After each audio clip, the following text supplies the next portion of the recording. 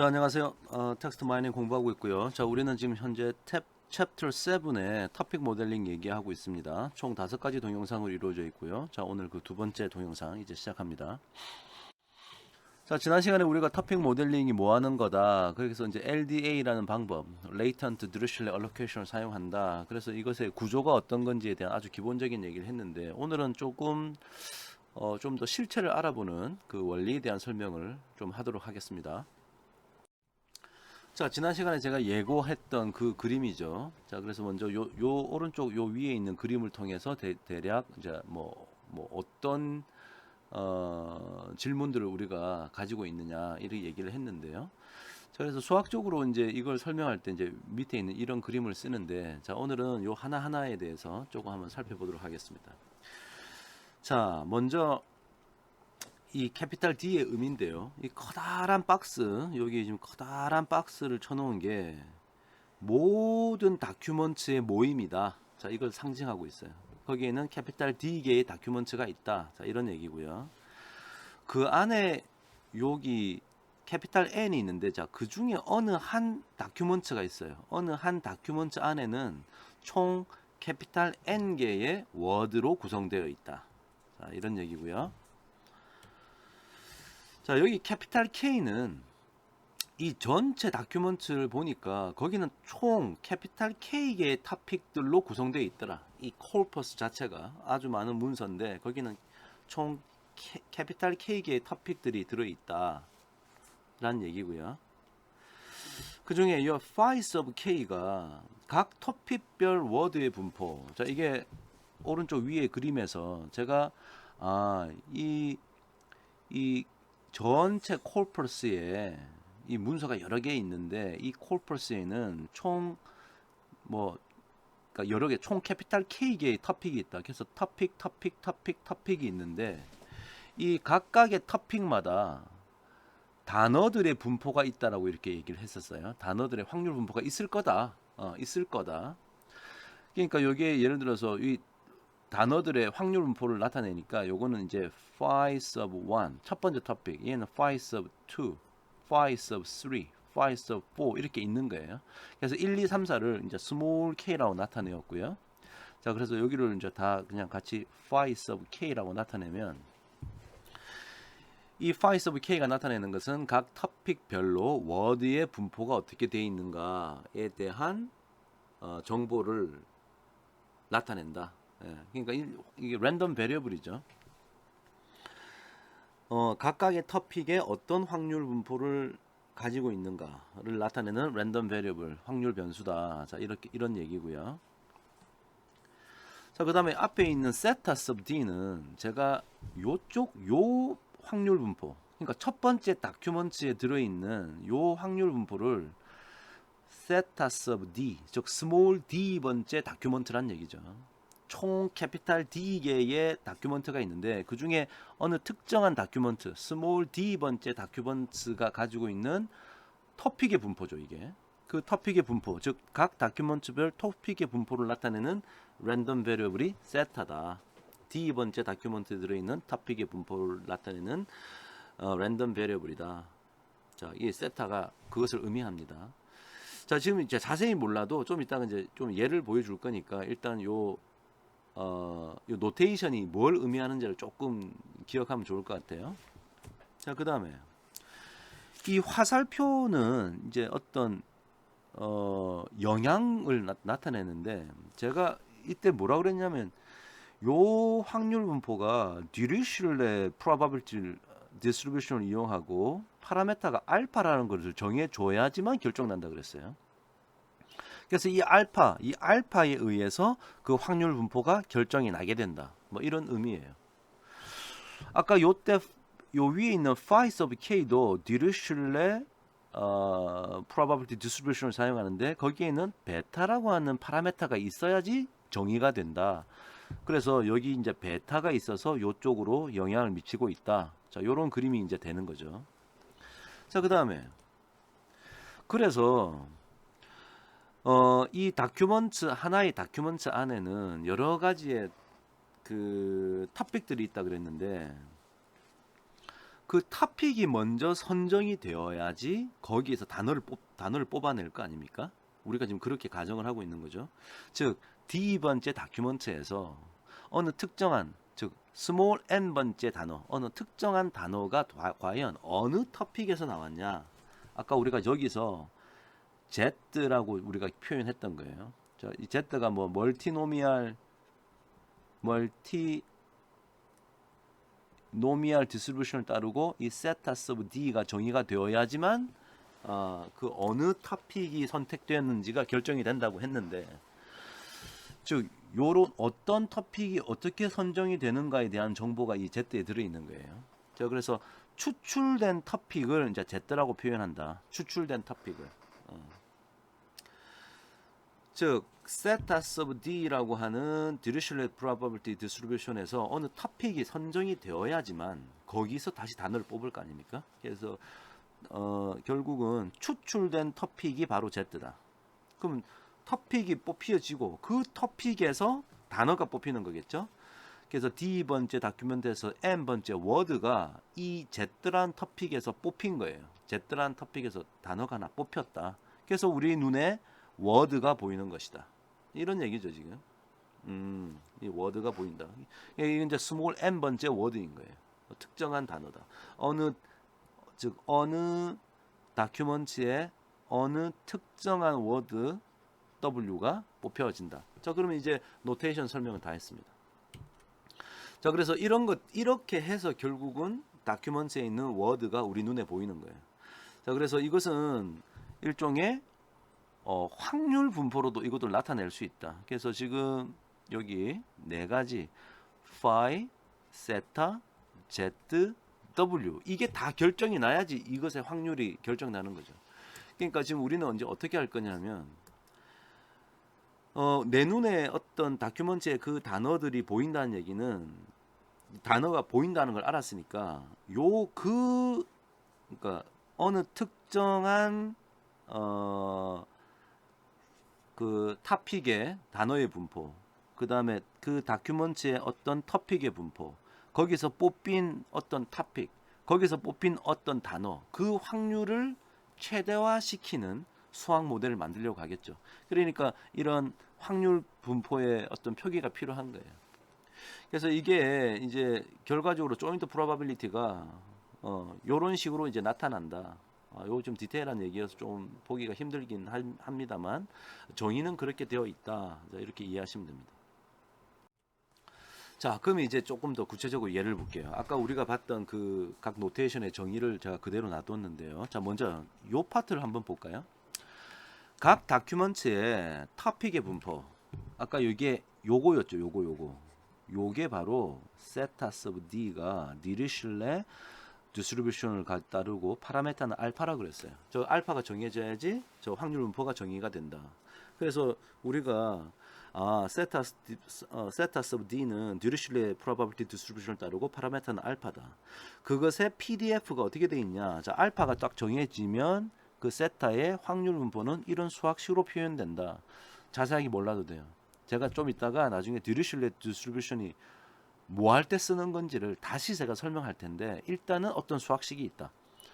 즉, 요 수학식이 결정이 난다는 얘기는 아까 얘기했던 조 그림, 즉 요 그림.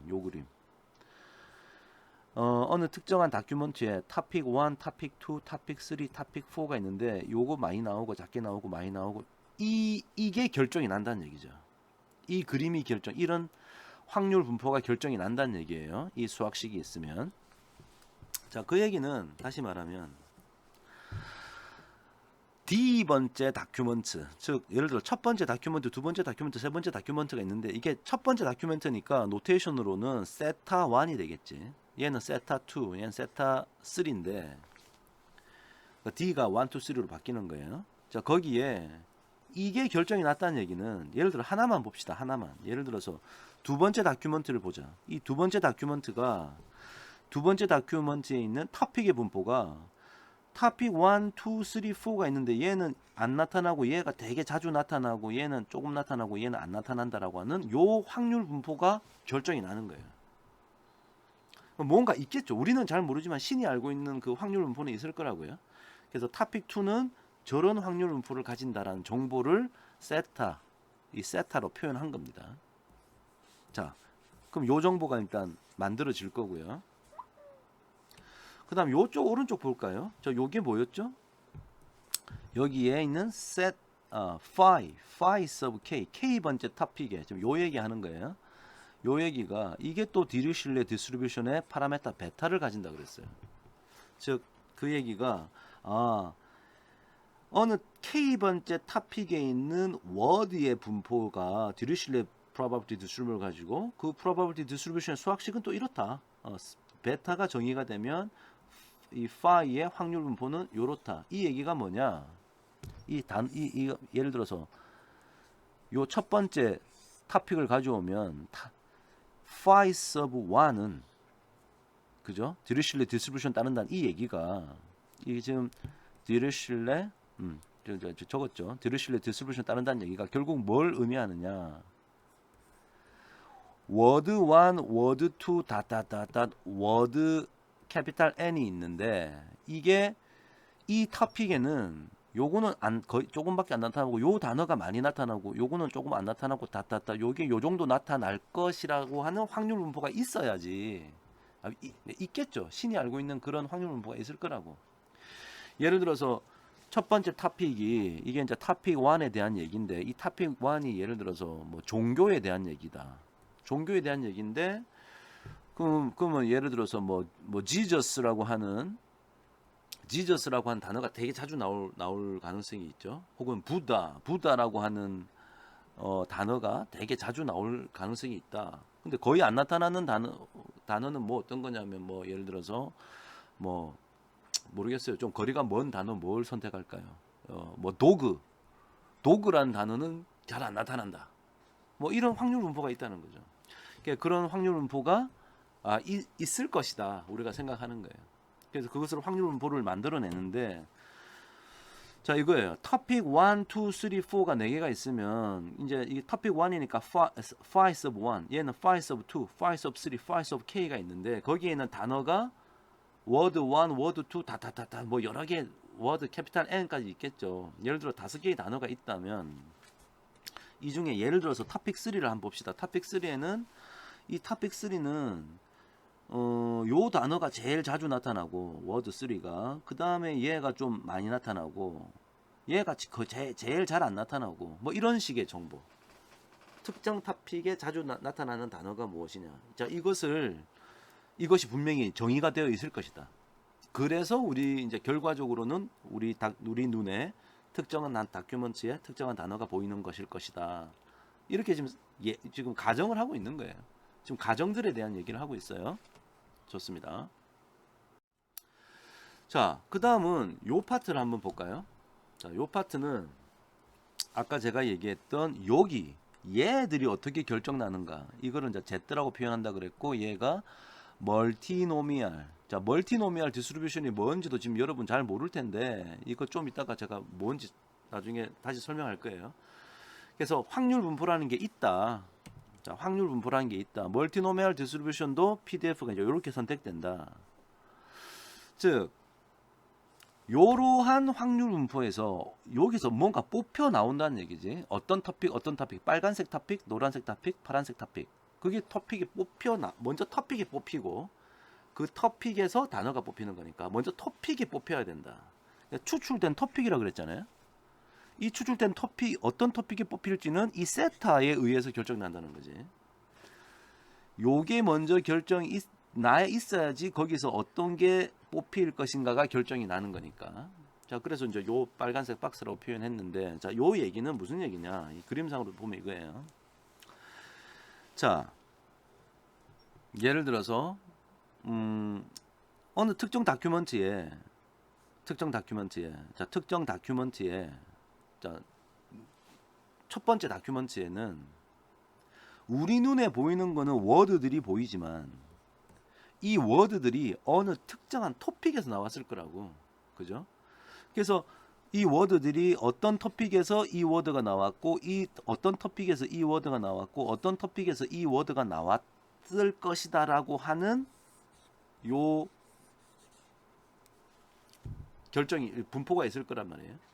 그러니까 예를 들어서 다시 내가 빨간색 박스 쳤는데 지금 이 말은 세 번째 다큐멘터리에 보니까 워드 2가 보이던데 뭐 다른 것도 다 보이지만 워드 2가 보이는데 이 워드 2가 도대체 어느 토픽에서 나왔을 것인가?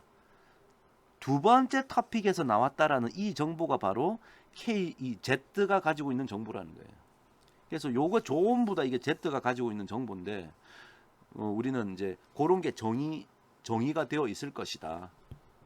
우리는 지금 믿고 있는 거죠. 가정을 하고 있는 거예요. 다음. 자, 그러면 이제 마지막 여기서 조 박스를 한번 볼게요. 자, 그러면 이제 이 박스는 사실 이것도 이제 결과적으로 우리 눈에는 W가 보이죠. W가. 그럼 W도 사실은 멀티노미얼 디스트리뷰션을 따르는 놈이에요. 자, 멀티노미얼 디스트리뷰션을 따르는데 자, 보세요. 이 Z가 어떤 정보를 우리에게 알려줬죠? 예를 들어서 토픽 3라는 걸 알려줬다. 그냥 토픽 1이라는 걸 선택을 했다.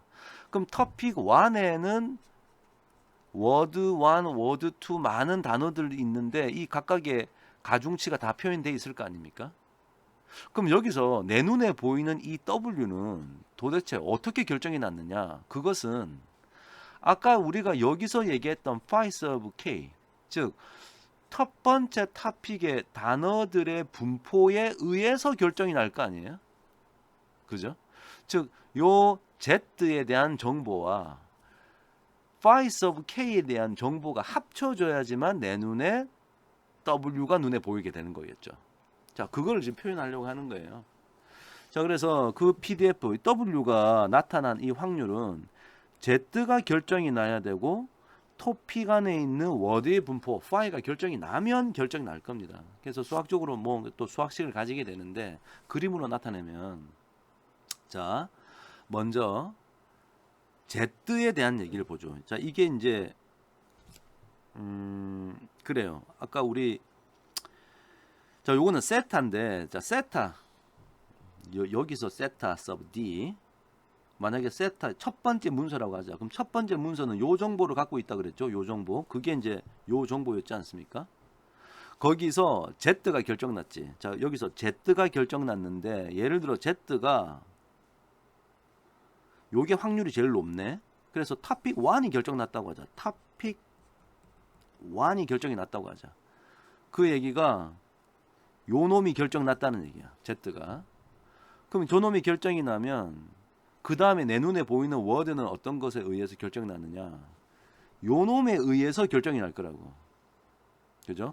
토픽이 1이면 phi sub 1을 찾아야 되는 거지. 즉 이 phi sub 1, 즉 토픽 1에 어떤 워드들이 어떤 확률로 나타나느냐. 그러니까 이거 보니까 예를 들어 이게 제일 확률이 높잖아. 그래서 내 눈에 보이는 W는 어떻게 보인다? 얘가 나올 확률이 가장 높으니까 아마 W4라고 하는 단어가 내 눈에 보인 것이 아니겠느냐라고 우리가 지금 생각하고 있는 거예요. 그러니까 이런 것들이 그 다음 단어 뭐 3이 나올 수도 있고 그 다음 단어 워드 1이 나올 수도 있고 이렇게 계속 내 눈에 워드가 보이는 것일 것이다. 다큐멘트 1에. 자, 우리는 이제 이렇게 생각하고 이런 여러 가지 통계적인 확률 분포의 개념을 다 사용한 겁니다. 자, 그럼 이제 요 그림의 이야기가 설명이 다 된 거예요. 자, 그러면 아까 우리가 LDA에서 joint probability, 즉 phi도 결정나고 세타도 결정나고 Z도 결정나고 W가 결정나는 수학식이 어떻게 복잡하게 생긴 게 있다 그랬죠. 자, 이런 수학식이 있으면 나중에 우리가 베이즈 세어럼을 공부하면 뭐 prior probability니 posterior probability니 막 이런 용어를 배우게 됩니다. 이게 사전 확률, 사후 확률의 개념인데, 자, 우리가 지금 사후 확률이라는 개념을 이용할 거예요. 자, 무슨 말이냐? 내 눈에 보인 건 W란 말이지. W가 주어진 상태에서 요것들이 가장 최대가 되는 어떤 답을 찾으려고 할 거야. 여기서 말하는 답이라는 게 결국은 phi와 세타와 z를 무엇으로 해야지 이 확률이 가장 높아지는지를 지금 찾으려고 하겠다는 거죠. 그래서 수학적으로는 요 확률값, 요 조건부 확률, 이걸 이제 사후 확률이라 부르는데, 즉 posterior probability라 부르는데, 요 확률이 수학적으로 이렇게 정의가 돼. 자세한 건 몰라도 돼. 하여튼 수학적으로 뭔가 정의가 되어서 결국은 나는 이것이 최대화가 되는 무엇을 찾느냐? phi와 세타와 z를 찾게 될 겁니다. 근데 어떻게 찾냐? 뭐 이론적인 얘기인데 뭐 posterior inference algorithm이라는 걸 써서 찾아. 그래서 종류가 되게 많아. 종류가 많은데 그 중에 자주 사용되는 게 여기 있는 collapsed Gibbs sampling이라는 방법이에요. 자, 이게 너무 계속 모르는 얘기만 나오니까 이제 힘드실 텐데 그냥 그런 게 있구나. 하여튼 결국은 요거를 찾는 거구나를 아시면 됩니다. 다시 말씀드려서 사실은 우리가 이제 이 LDA를 해서 우리가 진짜 원하는 건 뭐냐? 제가 아까 앞에서 지난 동영상에서 말씀드렸던 건데, 자, 요 놈의 정보가 뭐다? 요 놈의 정보는 이거예요. 예를 들어서 토픽 3가 있는데 여기에 워드 1, 워드 2, 다다다 워드 뭐 3개만 있다고 할까요? 예를 들어서 워드 3가 있는데 얘가 0.7, 0.1, 0.2 요 확률 분포를 우리에게 알려준다는 거지. 토픽 3도 보여주고 토픽 1도 보여주고 토픽 2도 보여주고 이걸 다 보여주겠다는 거야. 오케이? 우리가 이걸 이제 최종 결과물로 사용할 거고요. 이 세타를 알려준다는 건 뭐냐? 한마디로 이거예요. 다큐먼트 2번이 있는데 두 번째 다큐먼트에서는 토픽 1, 토픽 2, 토픽 3, 토픽 4가 있다면 토픽 1이 0.1, 얘는 0.2, 0.5, 0.2. 자, 이렇게 토픽들로 구성되어 있다. 즉, 두 번째 다큐먼트는 토픽 3에 대해서 좀 많이 얘기하고 있고 토픽 2하고 토픽 4를 조금 얘기하고 있고 토픽 1은 조금 얘기하고 있더라. 이 정보를 우리에게 알려줄 거예요. 그러니까 실질적으로 결과적으로 우리가 사용하는 건 주로 이 phi하고 세타입니다.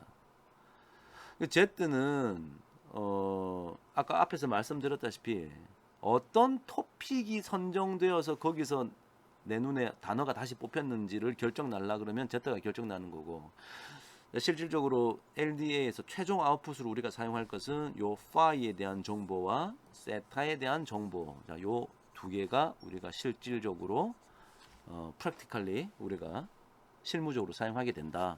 이렇게 이해하시면 되겠어요. 자, 그래서 뭐 보니까 오늘 뭐 디리슐레 디스트리뷰션 얘기했는데 이 디리슐레라는 건 독일의 어떤 학자의 이름이고요. 이걸 우리나라 말로 부를 때 디리슐레를 우리나라 학자들은 그냥 디리클레라고 불러요. 디리클레 분포. 그래서 이게 디리클레 분포가 연속 확률 분포고 K 차원의 실수 벡터에서 각 벡터의 각 벡터 값이 양수이고 모든 값이 더하면 1이 되는 경우에 대해 확률값이 정의되는 분포라고 되어 있는데 이게 무슨 말인지 모르겠죠. 이게 잘 이해가 안 돼. 이해가 안 되는 게 정상이라고 저는 생각해요. 자, 그러면 제가 직관적으로 디리클레 디스트리뷰션이 뭔지 잠깐 말씀드릴게요. 수학적으로 어떻다를 지금 여러분에게 자세하게 설명하는 건 무의미한 것 같아. 자, 그런데 이렇게는 얘기할 수 있어요. 자, 여기 그림 먼저 한번 봅시다. 나중에 통계학을 공부하면 바이노미얼 디스트리뷰션이라고 되게 유명한 확률 분포를 배워요. 근데 조금 나중에 또 고급스러운 건 베타 디스트리뷰션인데, 자, 베타 디스트리뷰션 둘째 치고 바이노미얼 디스트리뷰션이 뭐냐? 제가 예를 하나 들을게요. 예를 하나 들어보면 바이노미얼 디스트리뷰션은 동전이 있어요. 동전은 이게 앞면 아니면 뒷면 둘 중에 하나가 나오겠죠. 자, 이거를 이제 0이라고 하고 1이라고 표현해 봅시다. 1, 0 할까요? 앞면은 1 하고 뒷면이 0이라고 하자. 이때 내가 이 동전을 예를 들어 5번 던져. 5번 토스한다. 5번 던진다. 그때 나의 질문은 probability 여기서 자 한번 이 얘기 합시다. 자, x라고 하는 것을 뭐라고 정의할 거냐? 앞면이 나오는 횟수. 자, 뭐 좀 부연 설명을 하면 여기 동전을 5번 던지는데 거기서 앞면이 몇 회 나오겠느냐? 앞면은 x는 안 나올 수도 있고요. 한 번 나올 수도 있고 두 번 나올 수도 있고 다다다 맥시멈 5번 나올 수 있겠죠. 자, x가 가질 수 있는 값은 0에서 5까지인데 자, 이제 우리의 질문은 probability x가 뭐 3일 확률. 내가 동전 5번 던지는데 앞면이 3번 나타날 확률이 뭐냐? 이것을 답하는데 필요한 확률 분포가 바로 바이노미얼 디스트리뷰션이에요. 근데 이 확률을 정의하려면 우리가 어떤 정보가 있어야 되냐? 기본적으로 이 동전의 성질에 대해서 먼저 얘기를 해야겠죠. 자, 그래서 이 small p를 이렇게 합시다. 이게 무슨 뜻이냐? 앞면이 자, probability 앞면. 동전을 한 번 던질 때 앞면이 나올 확률이라고 정의를 해 놓자고. 근데 이 동전이 예를 들어 0.7이다. 그러면 요 정보가 엄청 중요하겠죠. 이 결과를 얘기할 때. 자, 그래서 이걸 좀 더 수학적으로 적으면 이렇습니다. 내가 궁금한 것은 x가 3일 확률이야. 5번 던져서 3번의 앞면이 나올 확률. 단 주어진 조건이 있어야지. 어떤 거? 동전은 5번 던져. 자, n은 5. 그 다음에 스몰 p가 0.7인 주사위야. 이때 이게 얼마냐를 알려주는 확률 분포예요. 사실은 이것은 이미 여러분은 잘 모르겠지만 하여튼 수학식이 정해져 있습니다. 제가 그냥 한번 적어볼까요? n combination x 3 times small p가 0.7이니까 0.7의 3승 곱하기 1 빼기 0.7의 2승이라고 하는 답을 가지고 있어. 그러니까 왜 이런지는 여러분이 이 바이노미얼 디스트리뷰션을 알아야 돼. 그러니까 이런 걸 우리가 뭐라 부르냐면 바이노미얼 디스트리뷰션이라 그래요. 즉 x에 1을 넣어도 답이 나오고 2를 넣어도 답이 나오고 3이 넣어도 답이 다 나오는 거야. 여기 5 combination 3는 어떤 숫자 상수로 계산이 되는 어떤 값입니다.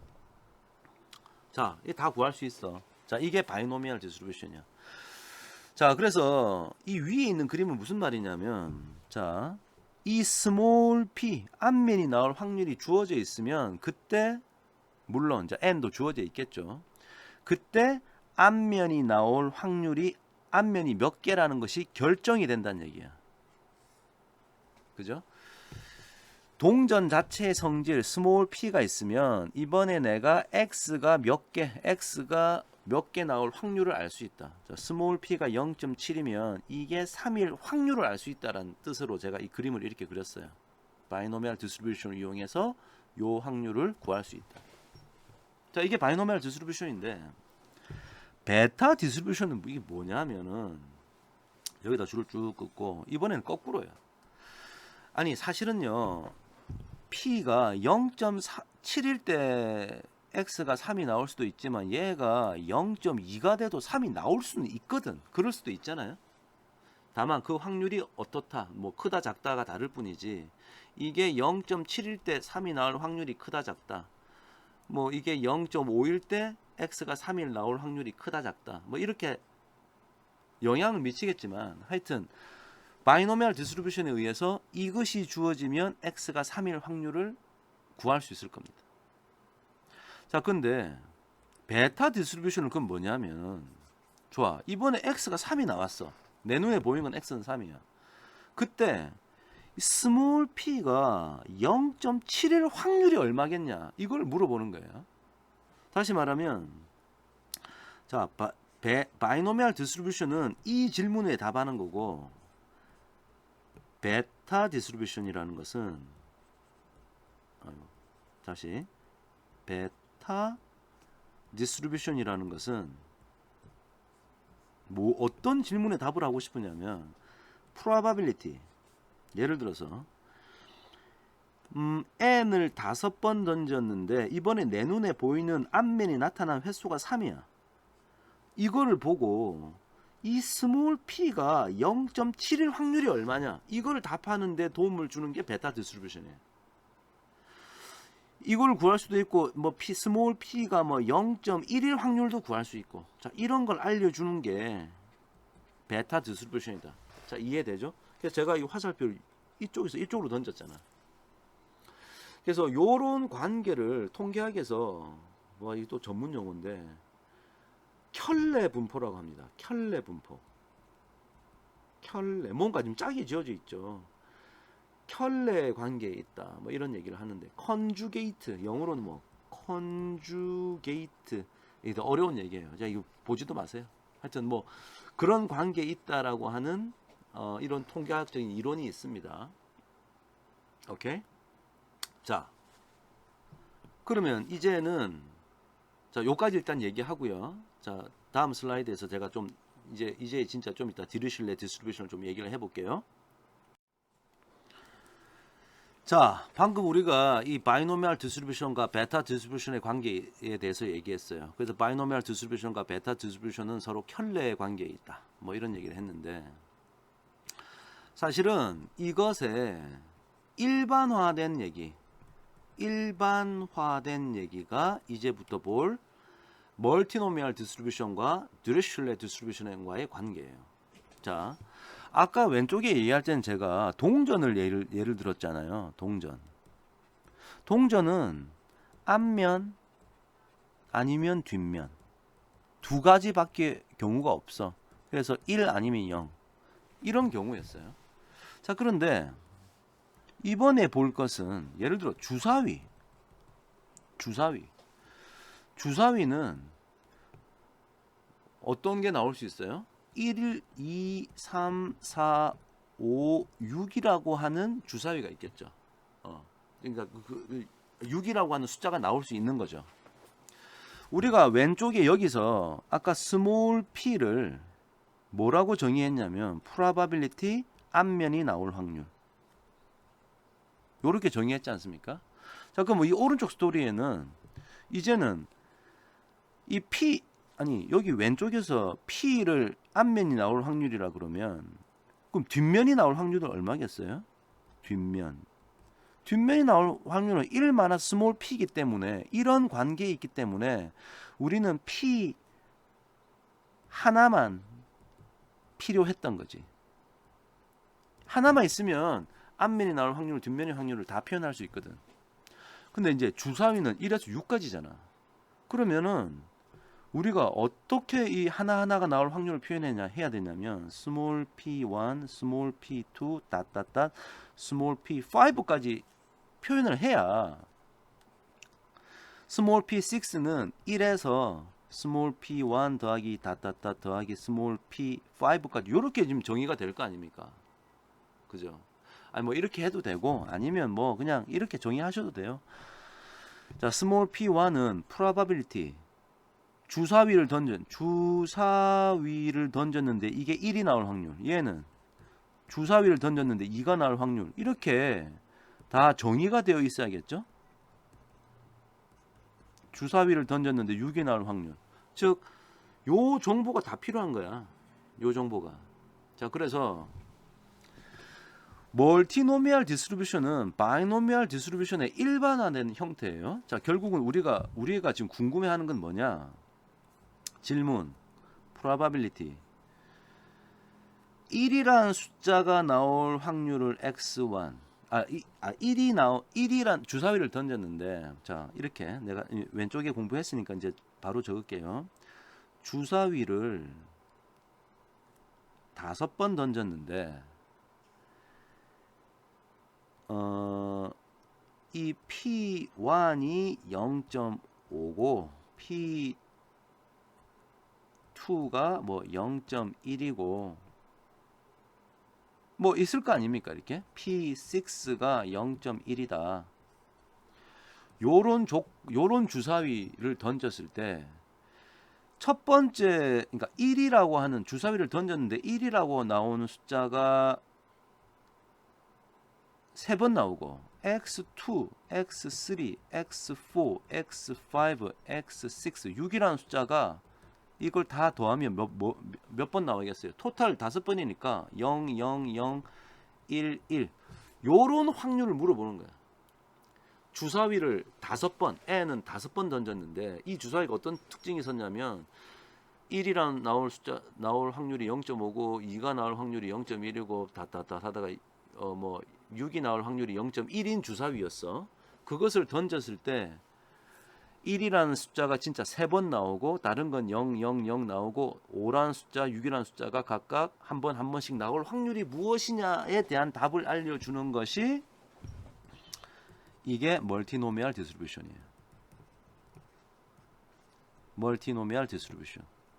정확하게 좀 쓰면 멀티노미얼 디스트리뷰션. 오케이? 그래서 이것도 그냥 뭐 수학식이 있어요. 간단해. 수학식이 있어. 그래서 바이노미얼 디스트리뷰션 공부하고 나서 나중에 또 멀티노미얼 디스트리뷰션을 공부하면 이해가 됩니다. 할 수 있어요. 일반화된 상황이에요. 그래서 멀티노미얼 디스트리뷰션의 아주 단순한 버전이 바이노미얼 디스트리뷰션이죠. 즉 이 주사위는 경우가 6개나 있는데 아까 동전은 2개밖에 없는 경우일 뿐이야. 그죠? 그러니까 이 말은 자 small p1, small p2, 다다다 small pk까지 주어졌을 때 이번에 내가 1이 나오는 횟수 x1, 2가 나오는 횟수 x2, 다다다 k가 나오는 횟수 xk를 그 확률을 알아맞히는 방법이 뭐다? 멀티노미얼 디스트리뷰션이에요. 그러면 자 멀티노미얼 디스트리뷰션에 대한 얘기했는데 그럼 내가 무슨 얘기 하겠어요? 이제 디리슐레 디스트리뷰션에 대한 얘기를 하려고 그래. 그럼 이건 뭐겠어요? 질문이. 여러분 센스를 한번 봅시다. probability. 조건부 확률이야. 내가 이번에 n은 5번 던졌는데 x1이 3번 나오고 x2가 0번 나오고 닷닷닷 x6이 1번 나오는 걸 나는 관찰했어. 이때 스몰 p1이 얼마? 0.5, 스몰 p2가 0.1, 뭐 해가지고 스몰 p6이 0.1이 나올 확률이 얼마냐?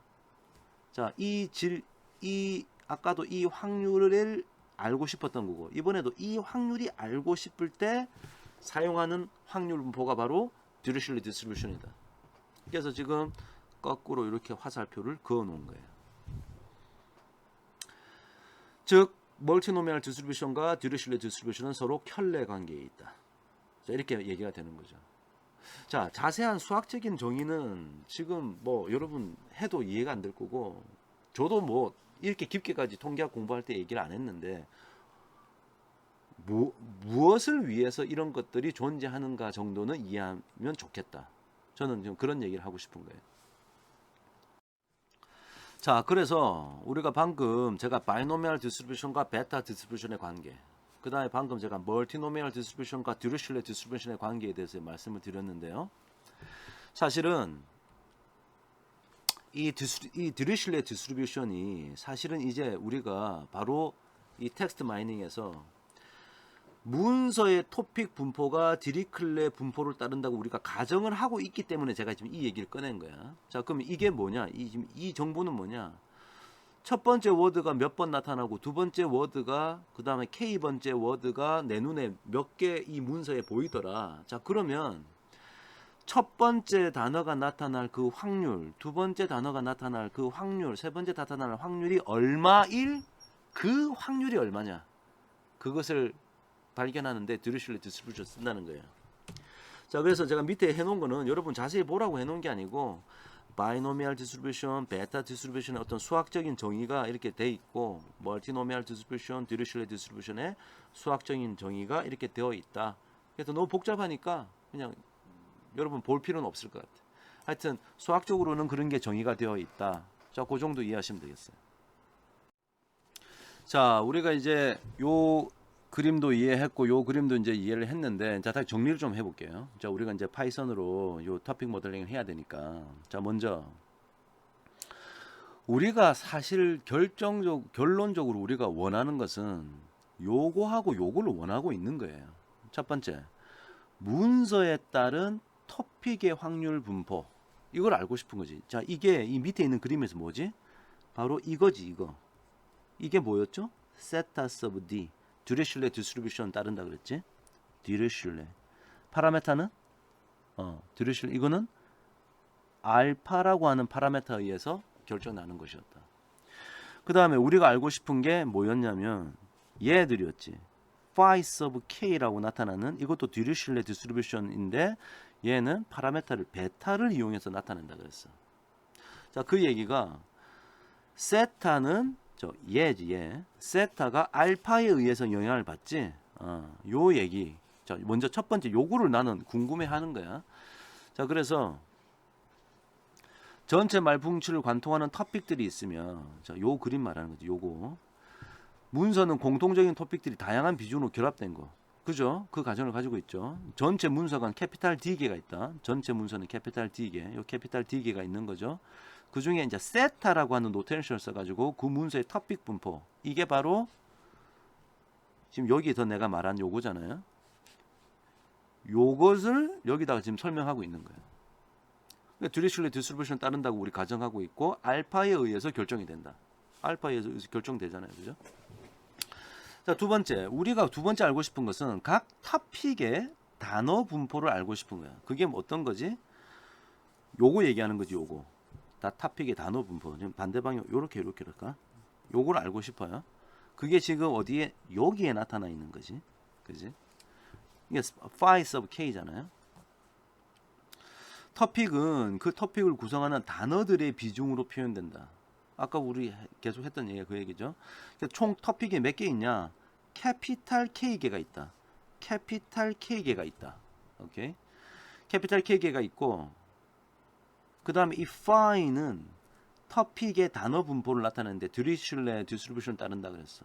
그 다음에 여기다 한마디 더 적으면 매개 변수 베타에 의해서 의해 결정이 된다 그랬어.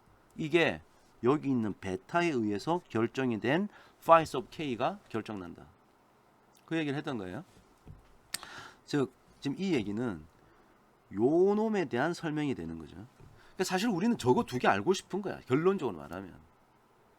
근데 이제 요런 스토리가 다 이게 작동이 제대로 되려 그러면 Z에 대한 요렇게 표현할까?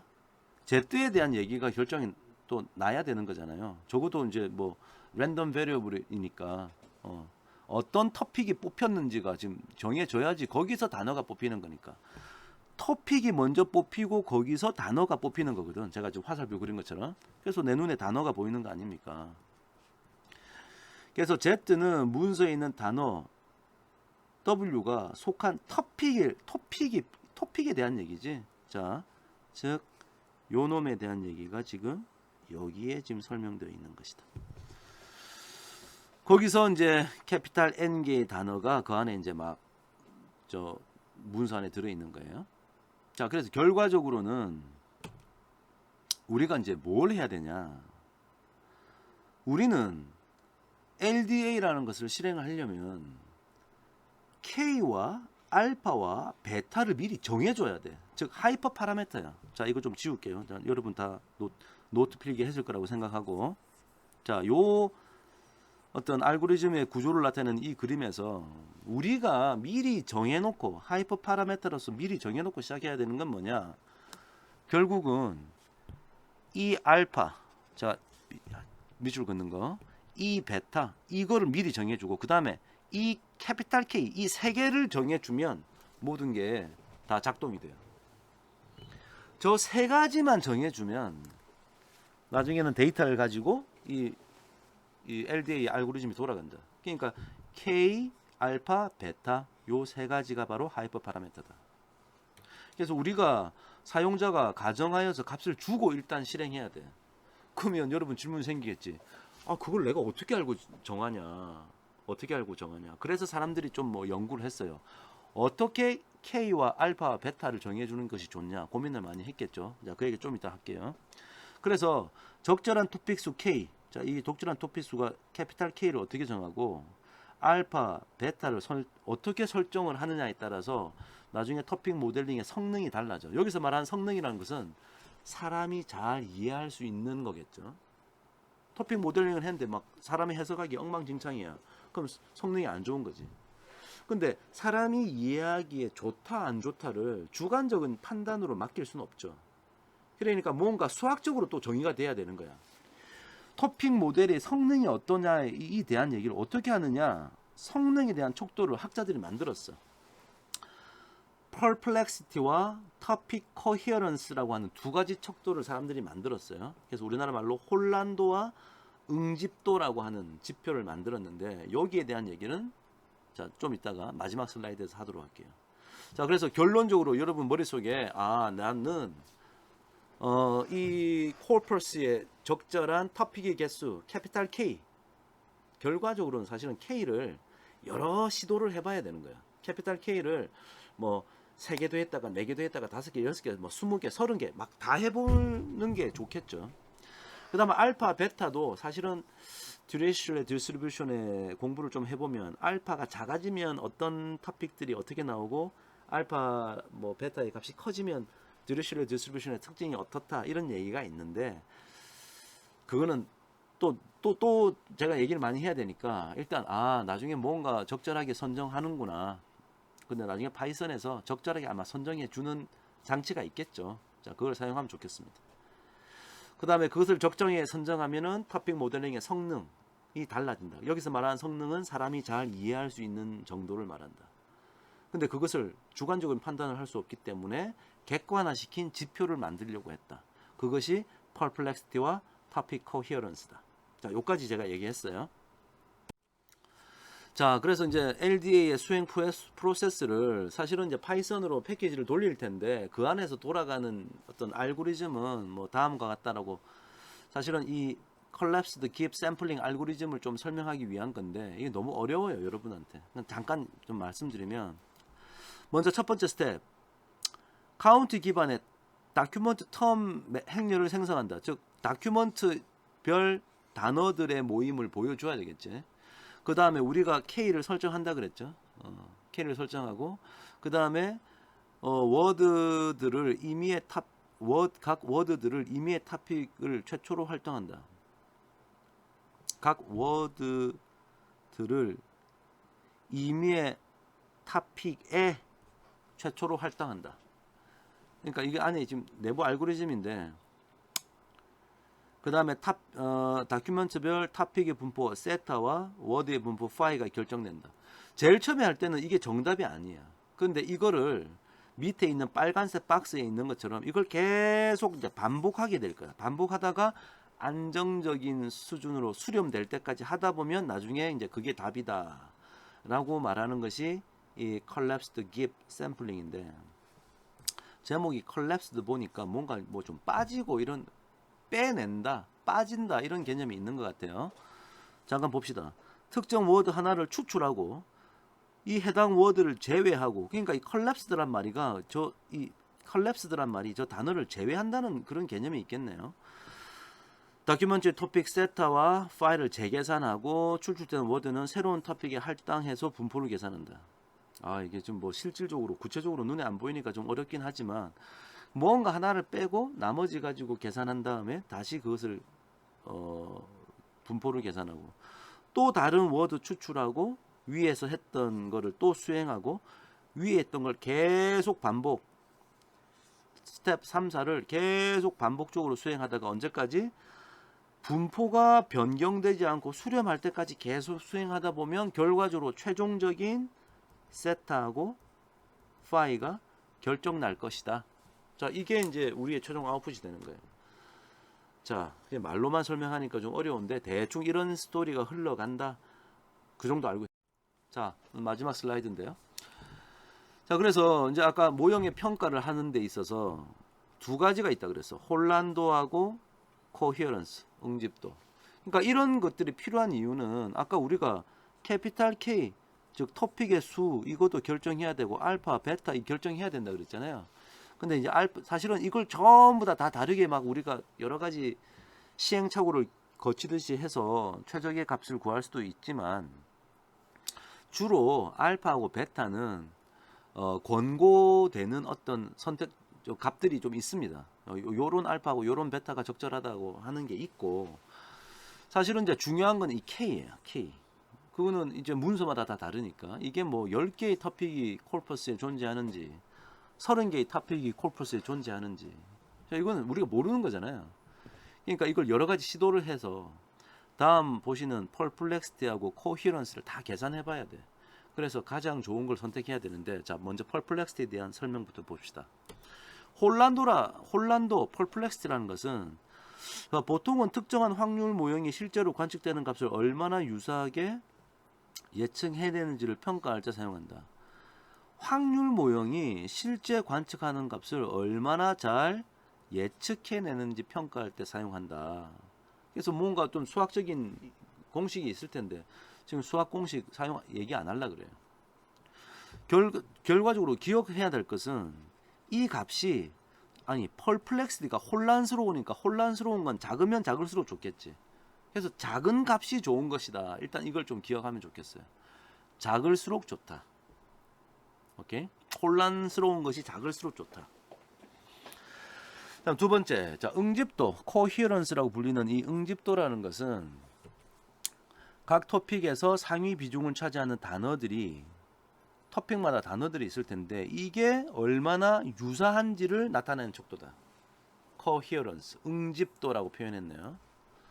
그러니까 토픽 3가 있는데 워드 1, 워드 2 다다다 워드 n이 있는데 이거의 확률이 0.59, 이거의 확률이 0.49, 나머지는 전부 다 0이야. 자, 그러면 요 토픽에서는 요 단어하고 요 단어가 자주 나타난다는 얘기잖아. 그러면 요 두 단어가 뭔가 좀 비슷해야 돼. 의미적으로 뭐 갑자기 하나는 요리에 대해서 얘기하는데 하나는 과학에 대해서 얘기하고 뭐 스포츠에 대해서 얘기하면 안 되잖아요. 그러니까 만약에 종교면 이것도 종교에 대한 단어고 이것도 종교에 대한 단어. 그것의 정도를 측정하는 어떤 수학적인 방법이다. 이렇게 얘기하고, 만약에 토픽이 단일 주제를 잘 표현한다면 유사한 단어들끼리 비중이 높을 것이다. 제가 방금 얘기한 대로. 그래서 이 코히어런스는 값이 클수록 좋겠지. 자, 이걸 기억해야 돼. 퍼플렉스는 작을수록 좋고 코히어런스는 클수록 좋다. 오케이. 자, 그래서 이제 결과적으로 우리는 토픽의 수 캐피탈 K를 이것도 해보고 저것도 해보고 막 해가지고 방금 혼란도와 응집도를 다 같이 보고 가장 적절한 이걸 다 이용해가지고 가장 적절한 캐피탈 K 스타를 찾아내는 거지. 최적의 K를. 자, 그래서 토픽 모형의 성능을 평가할 때 중요한 점이 혼란도나 응집도와 같은 척도의 수치보다 해석을 할 때 사람이 보기에 자유로운 것이 더 중요하다. 아니, 혼란도하고 응집도의 값만 보고 캐피탈 K는 이것이다 라고 말하면 되게 위험하다는 얘기예요. 그거는 조금 안 좋더라도 사람이 해석하기에 좋은 게 더 중요하다. 그러니까 좀 주관적으로 평가해야 된다라는 거죠. 척도에 따라서 모형을 바로 선택하기보다, 자, 여기서 말하는 척도는 혼란도와 응집도겠죠. 최저값 근처에서 몇 개의 값을 선택해서 모델링하고, 그래서 사람이 직접 비교해서 사람이 결국은 뽑는 게 제일 중요하다라고 얘기하고 있습니다. 자, 그래서 나중에 이제 오늘 수업 요까지 이제 곧 끝날 거고요. 나중에 토픽 모델링 실습을 할 텐데 사이킬런, 젠심 이 두 패키지를 각각 다 사용해 볼 거예요. 근데 각각 장단점이 있어. 자, 사이킬런은 펄플렉스티 혼란도는 해주는데 응집도는 안 해줘. 그러니까 이게 좀 안타깝지. 하지만 좋은 점은 사이킬런을 사용하면 우리가 기계학습, 즉 머신러닝을 사용하는데 일관적으로 사용하는 그런 어떤 알고리즘의 룰을 그대로 자연스럽게 다 사용할 수 있다는 장점이 있죠. 그러니까 이 사이클런 사용하면은 토픽 모델링 하고 나서 그 결과를 가지고 또 뭐 다른 걸 하고 하기에 되게 편리하다. 반면에 이 젠심을 이용하면 혼란도도 보여주고 코히어런스 즉 응집도 둘 다 보여준다. 그래서 일반적으로 토픽 모델링만 할 거라면 젠심을 더 많이 사용한다. 자, 그 정도 이해하고 나중에 우리가 실습에 들어가면 좋겠어요. 자, 오늘 수업 여기까지. 제가 이제 LDA에 대한 원리에 대한 설명을 좀 길게 많이 했는데요. 생소한 얘기를 할 거라고 생각하고 뭐 잘 이해가 안 되더라도 너무 겁먹을 필요 없고요. 사실은 다음 동영상에 나오는 파이썬을 가지고 사이클런을 가지고 토픽 모델링을 하고 그 다음에 젠심을 이용해서 토픽 모델링을 하는 것을 좀 익숙하게 배우는 게 사실 더 중요합니다. 자, 다음 동영상에서 그런 실습을 좀 해볼 테니까 너무 걱정하지 말고요. 자, 오늘 수업 여기까지 하겠습니다. 수고했습니다.